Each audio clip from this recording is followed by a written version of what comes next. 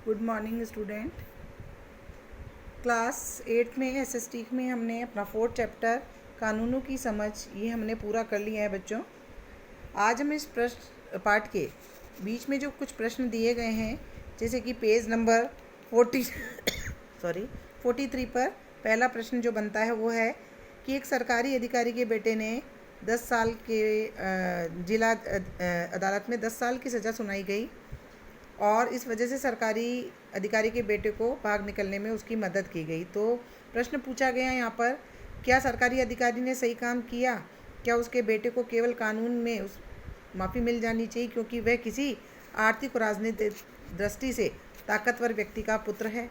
तो इस प्रश्न का उत्तर बच्चों ये है कि कोई भी सरकारी अधिकारी जिसने ये काम किया, ये कार्य सही नहीं है, बल्कि इसने अपने पद का क्या किया है? दुरुपयोग किया है। क्यों कि अधिकारी का बेटा इस आधार पर उसे माफ़ी मिल जाए, ऐसा हमारा भारतीय संविधान नहीं कहता है, क्योंकि उसका पिता आर्थिक दृष्टि से, राजनीतिक दृष्टि से ताकतवर है। ये सरासर गलत है। हमारे यहाँ भारत के अंदर सभी को कानून के नज़र में समान समझा गया है। इसलिए हमें लगता है कि अधिकारी ने काम सही नहीं किया और किसी भी व्यक्ति को उसके आर्थिक रूप से और राजनीतिक रूप से ताकतवर होने पर अलग न्याय की कोई व्यवस्था नहीं चाहिए। न्याय सबसे ऊपर होना चाहिए और सभी समान दृष्टि से देखे जाने चाहिए। फिर आ जाते हैं बच्चों हम पेज नंबर 45 पर। देखिए, जिसमें किताब पे आपके मनमाने शब्द का इस्तेमाल कई बार आया हुआ है और यहाँ पर एक कारण पूछा गया है कि 1870 में राजद्रोह कानून को मनमाना क्यों कहा जाता है और 1857 में राजद्रोह कानून किस प्रकार के कानून के शासन का उल्लंघन करता है। इस प्रश्न का उत्तर बेटा, राजद्रोह कानून 1970 में, इस कानून के अनुसार कोई भी भारतीय ब्रिटिश सरकार के बनाए गए कानून का कोई विरोध करता है तो उससे क्या किया जाता था? बिना मुकदमे चलाए ही गिरफ्तार कर लिया जाता था। मनमाना क्यों कानून कि सभी पर समान रूप से लागू होता है, परंतु यह ब्रिटिश सरकार द्वारा केवल भारतीयों के लिए बनाया गया था, ब्रिटिश के लिए कानून नहीं बनाया गया था, इसलिए इसको मनमाना कानून कहा गया। नेक्स्ट प्रश्न जो है आपका वो चित्र पर आधारित है। पेज नंबर अगर आप जाएंगे तो पेज नंबर 48 पे आ जाइए। पेज नंबर 48 में आपको दिया है घरेलू हिंसा से आप क्या समझते हैं। तो सबसे पहले घरेलू हिंसा क्या होती है, उसी का उत्तर हम दे लेते हैं। घरेलू हिंसा क्या होती है? जब परिवार में कोई भी पुरुषों में हम पति को सामान्यतः शामिल करते हैं और घर की किसी भी औरत यानी पत्नी से अगर वह मारपीट करता है, उसको चोट पहुंचाता है, उसको मारपीट या चोट पहुंचाने की धमकी देता है, उसके शारीरिक नुकसान पहुंचाता है, भावनात्मक उसको शोषण पहुंचाता है, इसको हम घरेलू हिंसा का क्या देते हैं बच्चों? नाम देते हैं। ठीक है। ये शोषण उसका मौखिक, यौन या फिर आर्थिक रूप से किसी भी प्रकार का हो सकता है।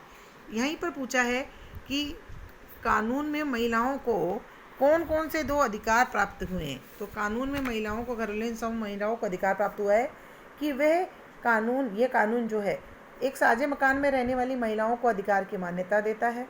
दूसरा, कोई भी किसी भी तरह की हिंसा के खिलाफ उन्हें सुरक्षा का आदेश प्राप्त होता है। महिलाएं अपने इलाज के लिए और अपने खर्चे के लिए आर्थिक सहायता प्राप्त कर सकती है। इसी में अगला प्रश्न जो दिया गया है वही पेज नंबर 48 में कि क्या आप ऐसी प्रक्रिया बताते हैं जिसके इस्तेमाल से कानून की ज़रूरत के बारे में लोगों को अवगत कराया गया हो। तो उसमें देखिए, जन सुनवाई कार्यक्रम आयोजन किए गए, कुछ संगठनों के साथ बैठकें आयोजित की गई, संवाददाता सम्मेलन बुलाए गए, कंप्यूटर पर ऑनलाइन याचिकाएं शुरू की जिसमें लोग अपनी विचार व्यक्त कर सके। इस तरह के लोगों को अवगत कराया गया। फिर नीचे एक और प्रश्न दिया गया है कि चित्रकथा को पढ़कर बताइए कि लोगों को कौन से 2 तरीक़ों से संसद पर दबाव बनाया। तो लोगों को संसद पर जो दबाव बनाने के तरीके, इसमें पहला, वकीलों, कानूनों के विद्यार्थियों और समाज के वैज्ञानिक संगठनों ने, लीपर्स एक्टिविटी ने राष्ट्रवादी चर्चाएं के बाद घरेलू हिंसा के विधेयक का मसौदा तैयार किया। और दूसरा है महिलाओं संगठनों और राष्ट्रीय महिला आयोग ने स्थायी समितियों को अपने सुझाव व्यक्त किए। यहाँ पर जो आपको दृश्य में औरतें बात करती हुई दिखाई दी गई है। फिर आ जाते हैं पोस्टर पर आधारित एक प्रश्न है, जहाँ पर एक पोस्टर दिया गया है, बराबरी के रिश्ते हिंसा से मुक्त। इसमें प्रश्न पूछा, बराबरी के रिश्ते हिंसा से मुक्त वाक्य खंड से आप क्या समझते हैं।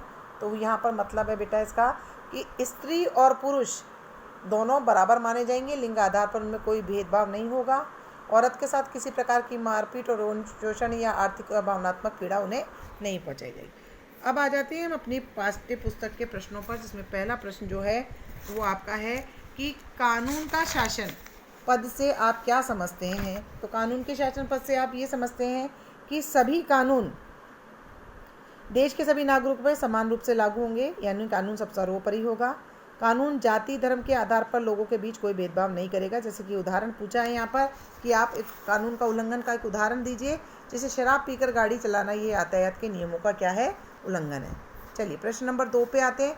इतिहासकार इस दावे को गलत ठहराते हैं कि भारत में कानून का शासन अंग्रेजों ने शुरू किया। इनके कारणों में से कोई 2 कारण बताने।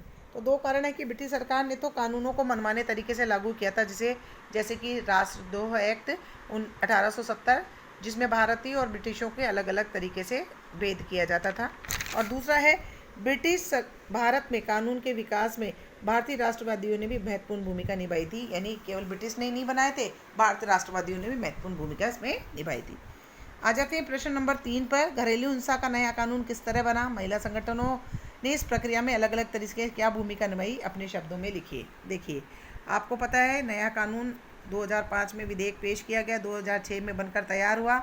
उसमें जो महिला संगठनों ने भूमिका निभाई वो ये है कि महिला संगठन ने घरेलू हिंसा से पीड़ित महिलाओं की शिकायतें सुनी, उनके विचार सुने।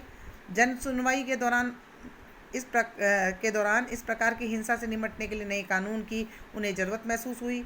उन्होंने जगह जगह विचार विमर्श किए, बैठकें आयोजित की। 2002 में उन्होंने विधेयक पेश किया। महिला संगठनों ने उनको नामंजूर कर दिया, उन्हें उसमें कुछ कमियां नजर आई।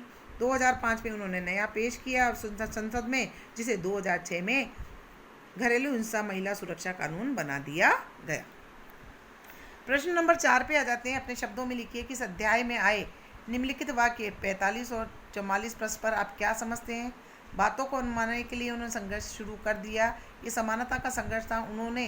उनके लिए कानून के मतलब में ऐसे नियम नहीं थे जिनकी पालना करना किसी की मजबूरी हो। वे कानून को इससे अलग ऐसी व्यवस्था के रूप में देखना चाहते थे जो न्याय के ऊपर आधारित हो। तो यहाँ पर बता देते हैं कि क्या समझते हैं कि ब्रिटिश सरकार जो थी उन्होंने बहुत सारे ऐसे कानून लाए थे जो भेदभाव पर आधारित थे। जैसे आपको अभी बताया था पहले भी, रोलर एक्ट भी आपने देखा होगा, ये हमारा राजद्रोह एक्ट देखा होगा। ये कानून का शासन नहीं था। राष्ट्रवादी अपनी बात मनवाने के लिए संघर्ष किया जो समानता पर आधारित थी, कि वो चाहते थे कि ब्रिटिश और भारतीय सब समान माने जाएं। राष्ट्रवादियों ने कानून का मतलब ऐसे नियम नहीं थे कि जिनकी पालना करना मजबूरी हो, कि हर चीज़ के लिए वो मनमानापन अपनाते थे और मजबूर करते थे। और चौथा है, राष्ट्रवादी ऐसा कानून चाहते थे जो न्याय के विचार पर आधारित हो। तो ये बातों को मनवाने के लिए संघर्ष किया था और ये हमें इस प्रश्न में समझ में आता है। तो हमने सारे प्रश्नों के उत्तर दिए बच्चों। आप सभी होमवर्क कॉपी में इस प्रश्नों के उत्तरों को लिखेंगे और जांच कराने के लिए कॉपी जैसे स्कूल में मंगाई जाती है आप अवश्य रूप से भेजें। Thank you.